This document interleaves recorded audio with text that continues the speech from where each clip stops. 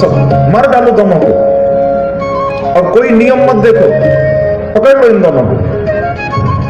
तो ठाकुर जी बलराम जी को बोले, दाऊ भैया ये इतने सारे इकट्ठे लड़के आ रहे हैं एक संग, कहा तुम इनको अकेले संभाल पाओगे?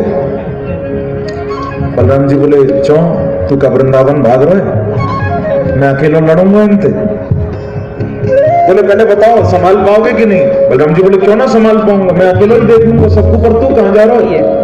तो ठाकुर जी बोले, मैं और कहीं ना जा रहा, मैंने जब मामा से मिलके आऊंगा, ये ऊपर बैठो बैठो बहुत अच्छा चल रहा है, तो मैं मामा के तो देखूं कहा क्या रहा।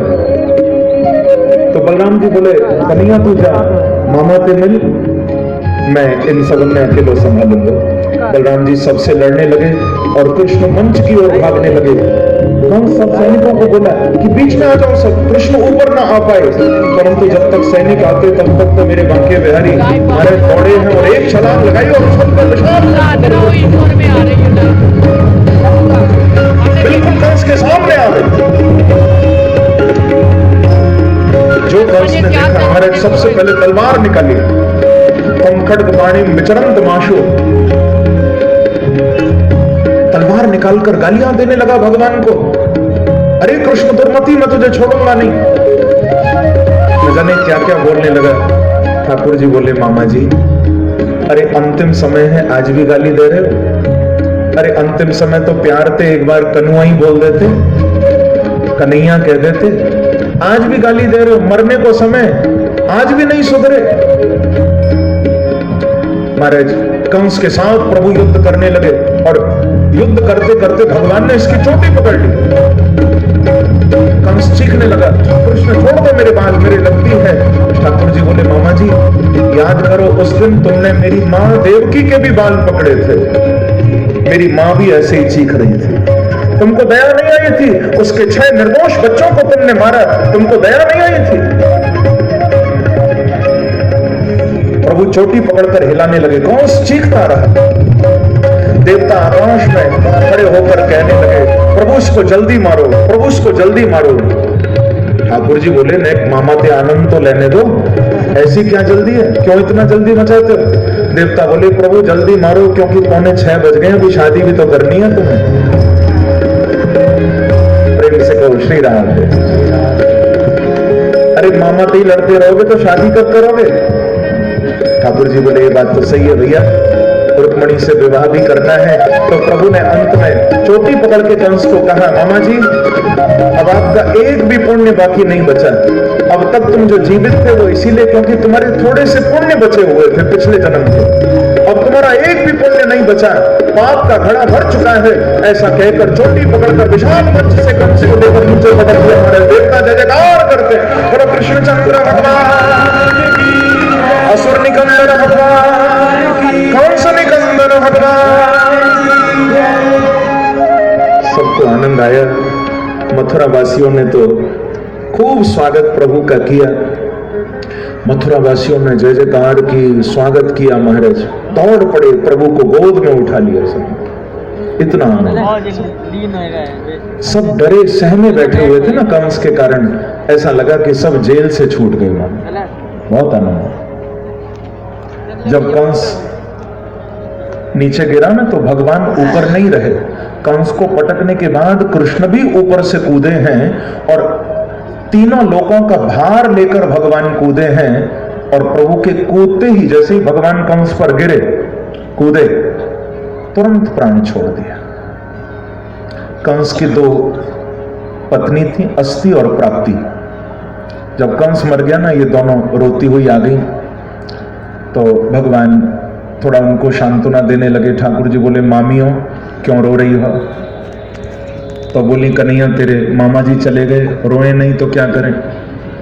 तो भगवान बोले, देखो मामियों मैंने कछु नहीं किया, मैं तो अच्छो खासो मामा के ऊपर मिल भी गयो, और जो तुम ऊपर पहुंचो न जाने कहा मामा जी को ऐसो चक्कर आयो कि ऊपर से सीधे धड़ाम नीचे गिरे। मैंने कछु नहीं किया, बल्कि मामियों तुम्हें सच बताऊं, मुंह पे तो नारायण ने कृपा कर दी। कैसे? बोले, मुंह पे तो ये कृपा है गई कि मामा नीचे और मैं ऊपर, कहीं मैं मामा के नीचे आ जाता तो प्रभु बोले, मेरो गोविंदाय नमो नमो। बोलो वृंदावन बिहारी लाल की। तो ऐसे थोड़ा सा विनोद करके अपनी मामियों को भी शांत किया भगवान ने। कारागार जाके देवकी वसुदेव को छुड़ाया, दोनों को कंस ने बंद कर दिया था, दोनों को मुक्ति दिलाई, दोनों निकले, गले लगा लिया।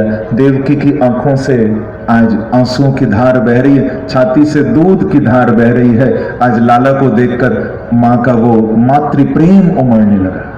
11 साल बाद अपने प्रभु को देख रही, मेरो लाला आ गया, गले लगा लिया देवकी ने। पढ़ने के लिए भगवान उज्जैन गए हैं। गुरु सांदीपनी जी के आश्रम में महाराज 64 दिन रहे और 64 दिनों में 64 कलाओं को प्रभु ने प्राप्त कर लिया। क्योंकि कोई पढ़ने वाला हो ना तो वो कहीं भी पढ़ लेता है, और जिसको पढ़ना ना हो तुम उसको कितने भी महंगे से महंगे स्कूल में भेज दो, जो नहीं पढ़ेगा वो नहीं पढ़ेगा, और पढ़ने वाला तो कहीं भी पढ़ लेता है। प्रेम से कहिए श्री राधे। जिसको पढ़ना ही ना हो तुम कुछ भी कर लो, चाहे वो पढ़कर नहीं देगा। एक बच्चा था, बिल्कुल नहीं पढ़ता था महाराज। घर में माँ बाप परेशान, स्कूल में टीचर परेशान, केवल बस व्यर्थ की बातों में रहता था, पढ़ाई लिखाई से दूर दूर तक नाता नहीं। एक बार स्कूल में ना टीचर ने उसी की ओर इशारा करके पूछा क्लास को, वो बैठा था बीच में, तो टीचर ने उसी की ओर इशारा करके पूछा, इशारा उस पर था पर पूछा सबको कि क्लास में जो सबसे ज्यादा बिल्कुल महाराज पढ़ाई लिखाई में मन न लगता हो, सबसे ज्यादा मूर्ख बच्चा जो हो तुरंत खड़ा हो जाए। इशारा उसी की तरफ किया। जो क्लास में सबसे ज्यादा मूर्ख हो जल्दी खड़ा हो जाए। तो उसने देर नहीं लगाई, तुरंत खड़ा हो गया। तो टीचर ने कहा अच्छा भाई साहब अपनी महिमा जानते हैं, इसका मतलब खड़े भी हो गए तो तुम ही हो क्लास के सबसे मूर्ख। तो क्या कहता है? बोले सर मैं इसीलिए खड़ा नहीं हुआ। बोले मैं तो इसीलिए खड़ा हुआ क्योंकि तुम अकेले खड़े अच्छे नहीं लग रहे थे।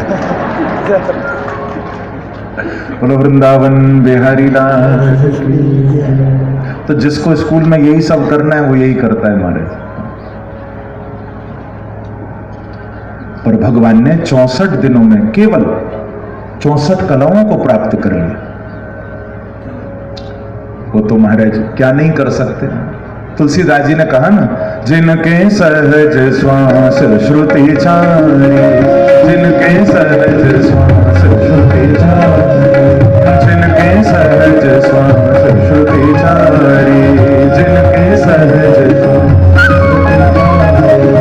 जिनके सहज श्वास श्रुति चारी, जिनके सहज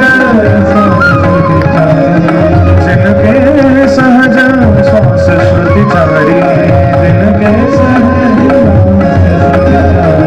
सो हरि पढ़ यह कौतुक भारी, सो हरि पढ़ यह सो हरि पढ़ यह कौतुक भारी, सो हरि पढ़ यह जिनके सहज श्वास श्रुति चारी, जिनके श्वास श्रुति चारी, श्वास श्रुति चारी। तुलसीदास कहते हैं जिनकी श्वासों से वेद निकलते हैं क्या उनको पढ़ने की जरूरत है? परंतु फिर भी गुरु और शिष्य मर्यादा न टूटे, इसलिए भगवान पढ़ने के लिए गए।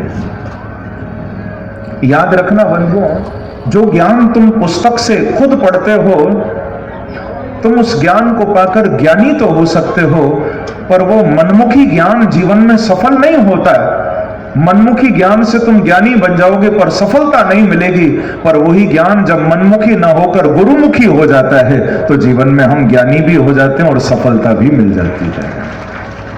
ज्ञान सफल तब होगा जब गुरुमुख से प्राप्त हो। शंखासुर का उद्धार किया, पांचजन्य शंख प्राप्त किया। मथुरा लौटकर जब आए हैं पढ़कर, तो भगवान के परम मित्र परम सखा बने श्री उद्धव जी महाराज कि वृष्णि नाम प्रवरो मात्री कृष्णस्य दयितः सखा शिशो बृहस्पते साक्षात् उद्धवो बुद्धिसत्तमः। सखा भगवान के बने मथुरा में, नाम था इनका उद्धव। क्या नाम था? बोलो ना जरा। उद्धव। उद्धव जो हैं ये भगवान के कोई ऐसे चलते फिरते कोई काम चलाऊ सखा नहीं है। सुखदेव जी कह रहे हैं दयितः सखा। संस्कृत में दयित शब्द का अर्थ होता है प्राण प्यारा। हम कहते हैं ना भैया तुम तो हमको प्राण प्यारे हो। पर खैर अब हम लोगों की बात तो अलग है। हम तो रोज नए नए प्राण प्यारे बना लेते हैं। प्रेम से कहो श्री राम। बोले जिससे मतलब पड़ता है वो प्राण प्यारा हो जाता है और मतलब निकल जाए तो उसके प्राण प्यारे हो जाते हैं। प्रेम से कहो श्री राम। हम तो प्राण प्यारे रोज बदलते हैं अपने। ये ऐसे नहीं थे। दयितः सखा, भगवान के बड़े अंतरंग और बड़े प्रिय सखा उद्धव। हालांकि उद्धव ना रिश्ते में भगवान के चाचा के बेटे भी लगते हैं, पर प्रभु ने इनको भाई कम माना है। भगवान ने इनको अपना सखा मित्र ज्यादा माना है।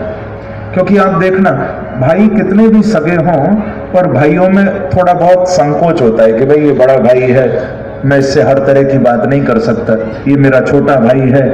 एक सीमा होती है। पर दो फ्रेंड होते हैं ना, दो सखा होते हैं, वो हर तरह की बात कर लेते हैं। तो इसीलिए भगवान ने उद्धव को भाई नहीं माना, प्रभु ने उद्धव को मित्र ही माना। बड़े अंतरंग सखा हैं भगवान के। खुलकर हर तरह की बात उद्धव से प्रभु कर लेते हैं। भगवान ने देखा था कि उद्धव के जीवन में ज्ञान तो बहुत था। इतना ज्ञान था कि बृहस्पते साक्षात शिष्य। इतने ज्ञानी थे उद्धव कि देवताओं के गुरु बृहस्पति से मानो ज्ञान पाकर लौटे। इतने ज्ञानी थे। पर उद्धव जी ज्ञानी तो बहुत थे, लेकिन इनके जीवन में भक्ति नहीं थी, प्रेम नहीं था। इनका जीवन भक्ति शून्य था। तो भगवान ने इनको भक्ति दिलाने के लिए वृंदावन भेजा। कहां भेजा? बोलो ना जरा। क्योंकि भैया हरिद्वार ज्ञान की भूमि है, द्वारिका ऐश्वर्य की भूमि है, अयोध्या वैराग्य की भूमि है। अयोध्या जैसी कोई दूसरी वैराग्य भूमि नहीं हो सकती। आप कहोगे कैसे? अरे खुद सोचो ना, ऐसा वैराग्य कहीं और देखा? बोले और जितनी भी जगह आपको मिलेंगी वो ऐसी ही मिलेंगी जहां लोग कहेंगे कि भाई ये गद्दी मेरी है, ये सिंहासन मेरा है, ये राजपाट मेरा है। पर ये अयोध्या को ही सम्मान मिला कि जहां पर राम ने कह दिया गद्दी मेरे भाई भरत की है और भरत ने कह दिया कि ये तो मेरे भैया राम की है। सोचो ऐसा वैराग्य कहीं और होगा? यदि राम नहीं बैठे तो भरत ने भी गद्दी को ठोकर मार दी। ये अयोध्या है। तो हरिद्वार ज्ञान भूमि, ऐश्वर्य भूमि द्वारिका, वैराग्य की भूमि है अयोध्या, मुक्ति की भूमि है काशी, और ऐसे ही भैया भक्ति की यदि कोई भूमि है तो वो है वृंदावन। वृंदावन भक्ति की भूमि है। इसलिए हमारे वृंदावन के संत कहते हैं न योगी यति तपी है हम, न वानप्रस्थ सन्यासी हैं।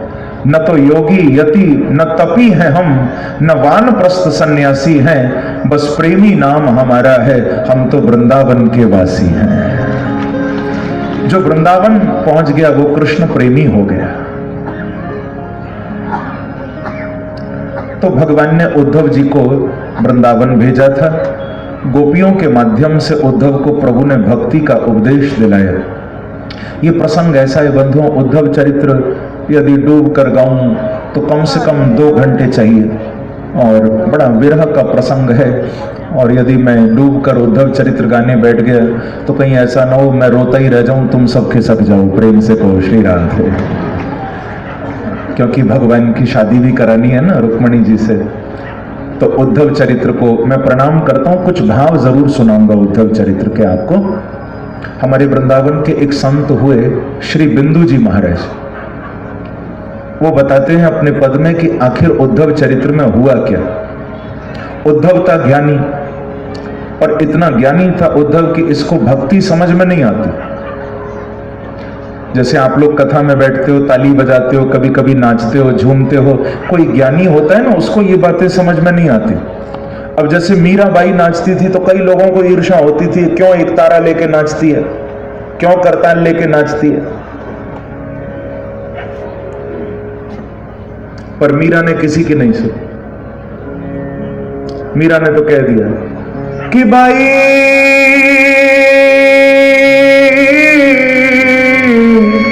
मैं बैरागण हूं, मैं बैरागण हूं भाई,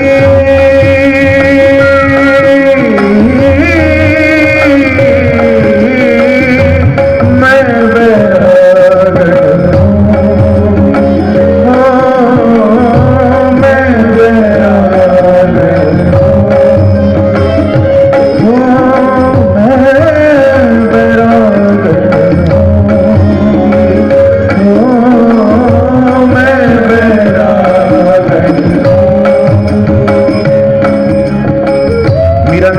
था। कोई कुछ भी करो भैया, मुझे मतलब नहीं है।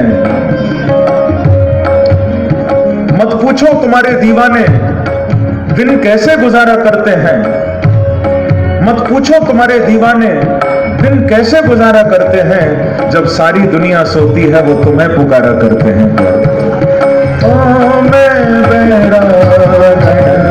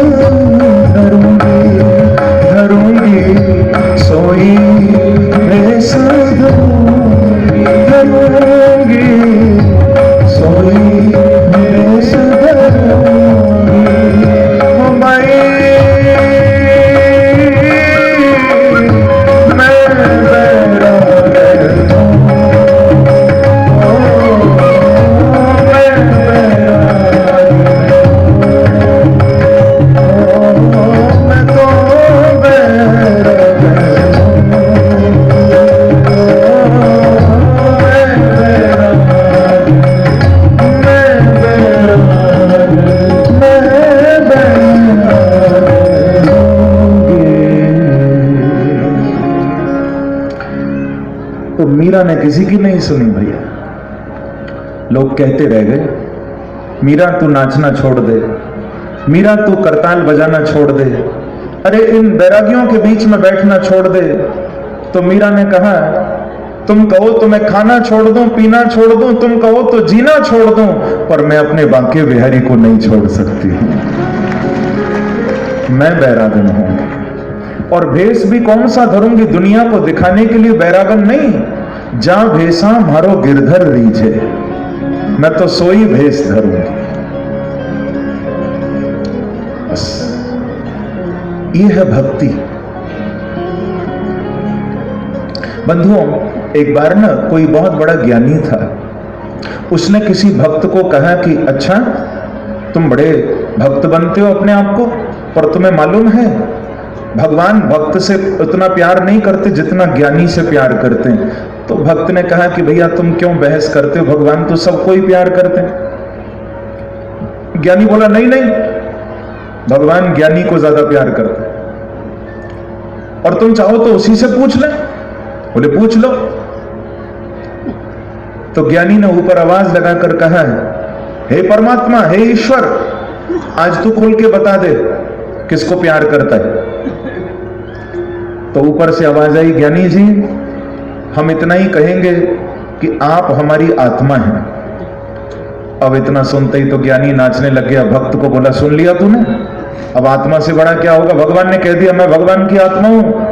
ठाकुर जी बोले, ज्ञानी जी इतना मत उछलो, यदि तुम मेरी आत्मा हो तो भक्त मेरा भी परमात्मा है।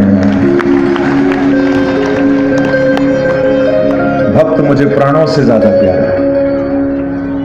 तो बस ये प्रसंग इसी बात का है कि उद्धव को कोरा ज्ञान हृदय में था, और भगवान उस कोरे ज्ञान को भक्ति के रस से सराबोर करना चाहते थे। यही उद्धव चरित्र।